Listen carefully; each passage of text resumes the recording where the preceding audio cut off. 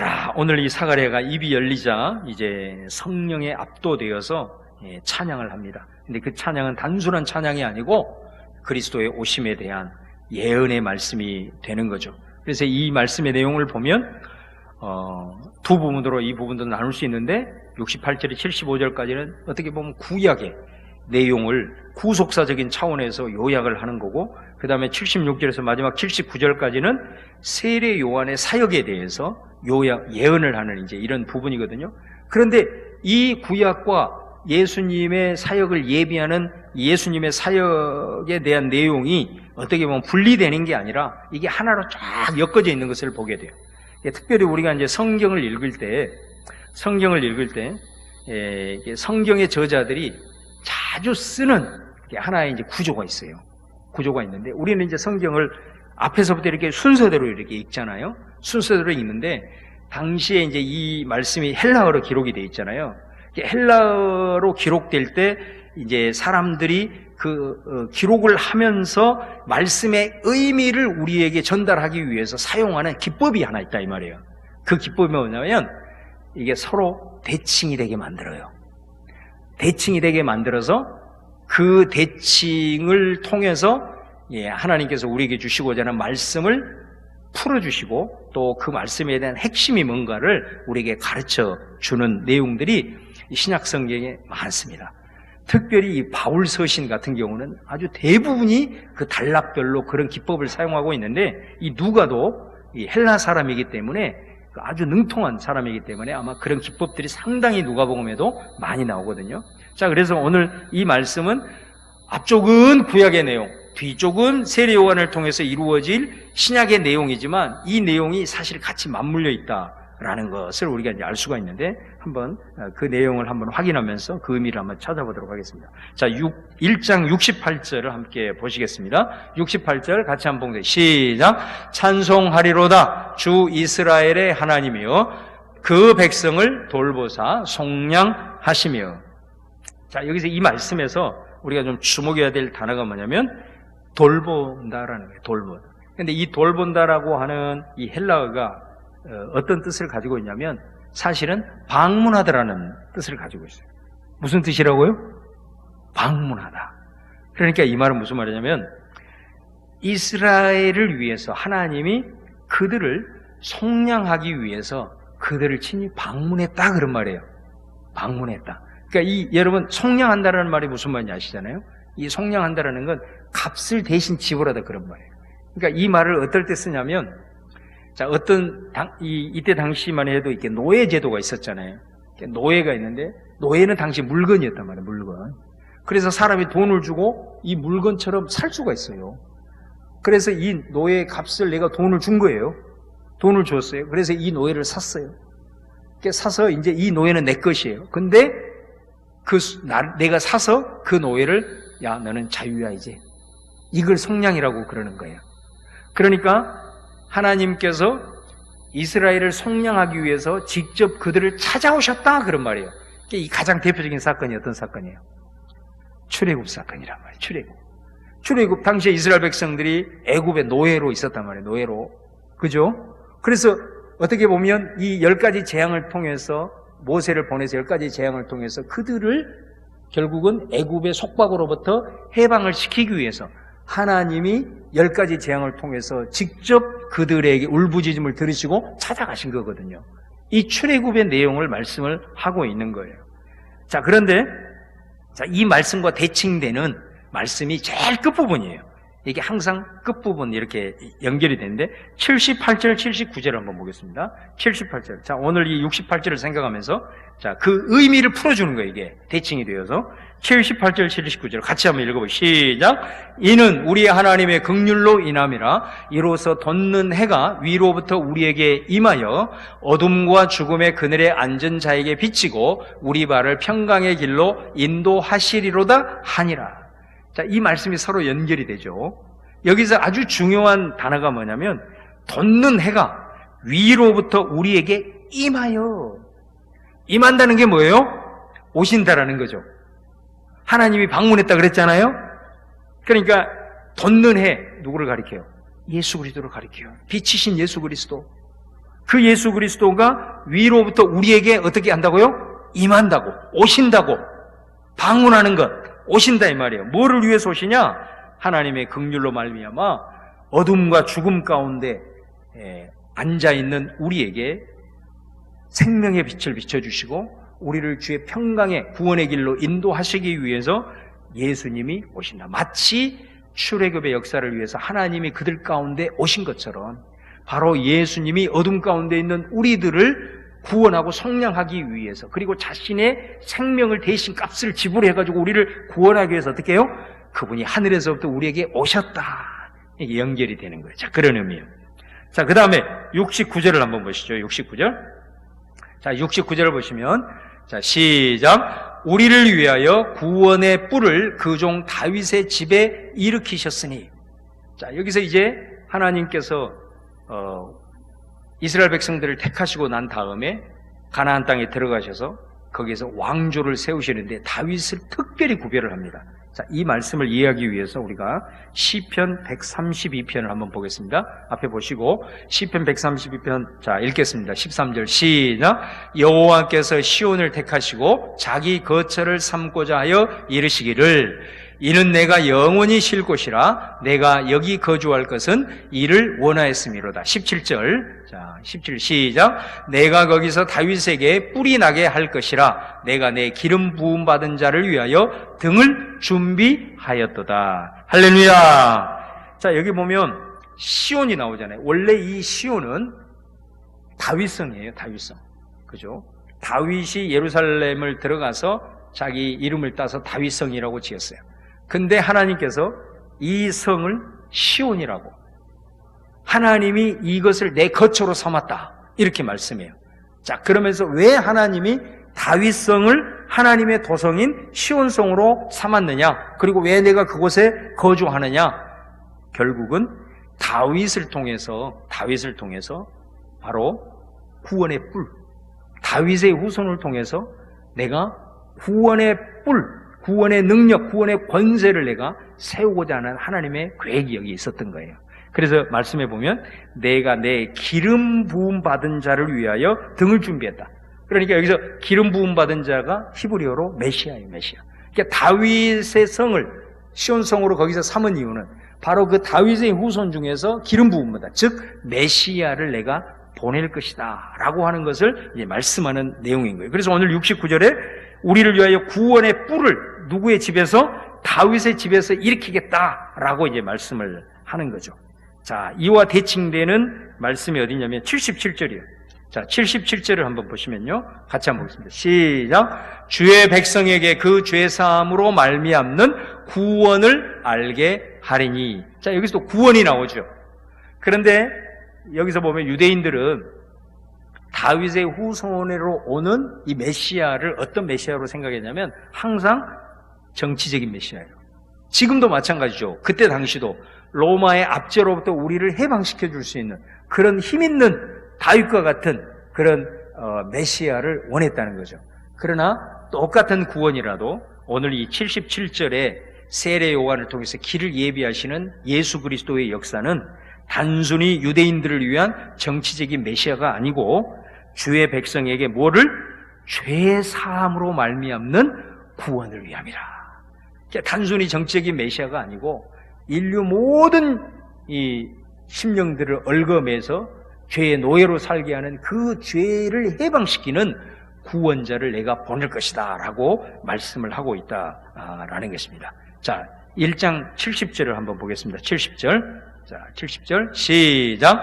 이것은 주께서 예로부터 거룩한 선지자의 입으로 말씀하신 바와 같이. 자, 여기 보면 이제 그 이후로 다윗 이후로 계속해서 선지자들을 통해서 이제 구원자를 보낼 것이다, 구원자가 올 것이다라는 것을 계속해서 이제 말씀을 했죠.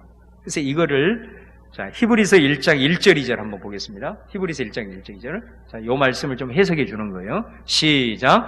옛적의 선지자들을 통하여 여러 부분과 여러 모양으로 우리 조상들에게 말씀하신 하나님이 이 모든 날 마지막에는 아들을 통하여 우리에게 말씀하셨으니 이 아들을 만유의 상속자로 세우시고 또 그로 말미암아 모든 세계를 지으셨느니라.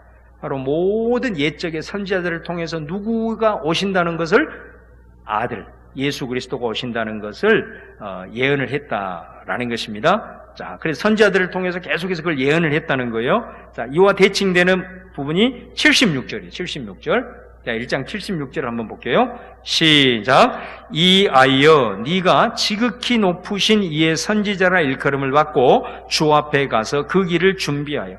여기 보면 연결이 되는 게 뭐예요? 선지자예요. 선지자. 그러니까 많은 선지자들을 통해서 주의 오심에 대한 예언을 계속했다는 거예요. 다윗 이후에 그 후손을 통해서 역사가 이루어질 것이다. 그런데 그 선지자의 마지막이 누구예요? 세례 요한이란 말이에요. 바로 그 구약의 모든 선지자 하나님이 예수 그리스도를 예언했는데 이제 마지막 선지자가 누구냐? 바로 세례 요한이라는 것을 말씀하고 있는 거예요. 그래서 세례 요한을 통해서 이제 마지막 선지자의 역할을 하는 거죠. 마지막 선지자는 뭐겠어요? 이제 그 구약의 예언자들이 예언했던 예수님을 실제로 오시는 길을 닦는 그 일을 이제 세례 요한, 마지막 선지자가 그 일을 한다라는 것을 말씀을 하고 있는 것입니다.